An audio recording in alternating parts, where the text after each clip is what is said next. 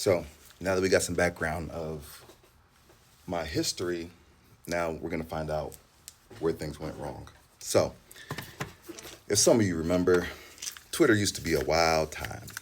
Twitter, X, whatever, used to be wild.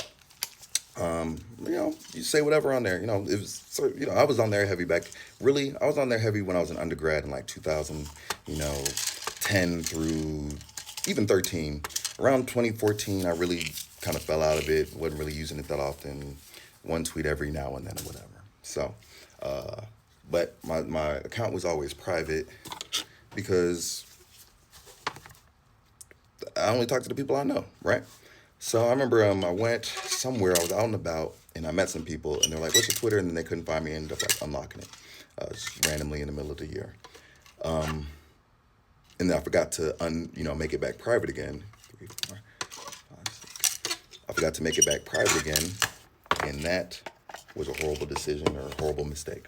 So one day in the spring, so the second semester, after I've been doing so well, I got all these scholarships, I got all this, all these good things going for myself. Damn it. I got all these good things going for myself. I get an email like, "Hey, the professionalism committee wants to meet with you." Now, I'm like, I ain't done nothing. So maybe it's one of those things where they're like, "Hey, you've been doing so good.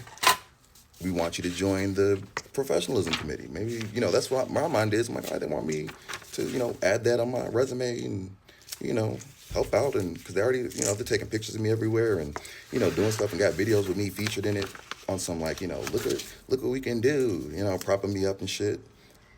So I go to this meeting, just thinking, okay, let's see what happens. I walk in there and it's like super somber. It is about, I can't remember how many people, but I want to say it's maybe a total of 10 people. That sounds about right. 10 people, 6 students and 4 professors. And they sit me down and they're like, "Hey, somebody reported your Twitter account and it's got some red flags in here." And I'm like, I don't even use Twitter. Are we sure this is me? And they pull up my tweets. Now, my tweets, especially they have these all like screenshot scanned and everything like that, and they turned into a slideshow. It's on a PowerPoint, and I'm looking at all this stuff. I'm a black man. I say nigga. I say nigga. They're like, "Look at all these tweets that show the N. All white people. Look at all these tweets that show the N word. How would that look if you're a pharmacist and you're treating these people like your patients like they are some N-words, and you're not getting fair judgment and things like that, and the word is one of the most dangerous words ever created." I'm looking at them like, yeah, you made it. That ain't my word. All right, continue. People keep calling me. So, like I said, I'm in this professionalism committee. There's saying stuff like that. It was also at the same time that there was like the memes like bitches be like, niggas be like, memes and just like random stuff. And I like tweeted something that was like, light skinned girls don't text you back or something like that. Something along those lines, like it's hard to get a light skinned girl, something like that. Now, we know what light skinned women are. They're black women with lighter skin tones. These people, these white people in this professionalism committee looked me dead in the eye and was like, "You're talking about, white people in a class filled with them. That's why it was reported to us, because you said something like light-skinned women, blah, blah, blah, blah. Your class is 50% women, and they're about 90% light-skinned." And I'm like, it took me so long to like understand what he's saying. I'm like, what the fuck? Ain't no light skinned people in this class. Like 3. What are you talking about? 90%. So I'm like, you talking about Memphis? Because I was in Memphis. Like, you talking about Memphis in general? Like, what are we doing here? Like, and they're saying all this stuff, and I'm like, after all these things, I'm like, yo, it just did not register. Like, I'm sitting there like, because mind you, I came in like not knowing what was gonna happen. I was like truly bombarded by all this. So, showing me all these things, and then like another one of my tweets was something along the lines of like, I can't believe there's really like it's something like man, it's like really people that do cocaine in real life.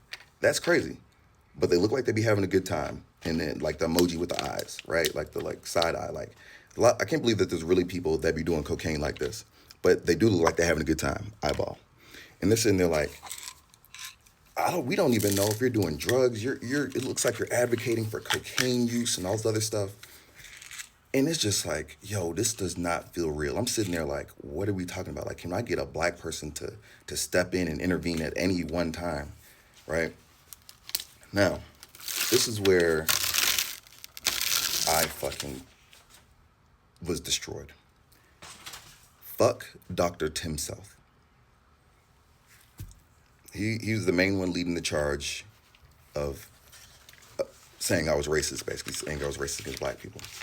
And his exact words to me, a black man, in a room full of white people, in Memphis, Tennessee, the city that Dr. Martin Luther King was killed in. This is his exact quote, and this is 2000 at this time, this is 2015. He says, what would Dr. Martin Luther King say if he saw you right now? What would Barack Obama say if he saw you right now? They would not be proud to call you a black man.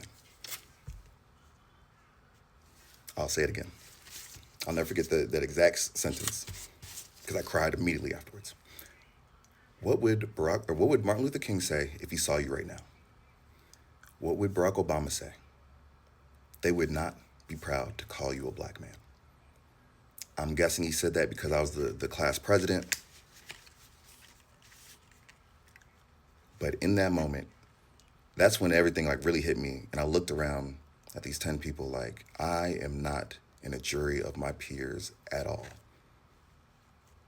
And they were like, we are going to recommend suspension for you. I said, what is suspension? I'm out for, a couple weeks or something like that. They said, we'll decide what all it entails, but that would mean that the next year, you're gonna sit that entire year out and then come back a year after that to start your second year of pharmacy school. Now, we just heard that it already took me 2 years to get here. And now they're telling me that they're gonna take another year of my life away. And it gets worse because of what they recommend that I do. Which I'll say in the next video.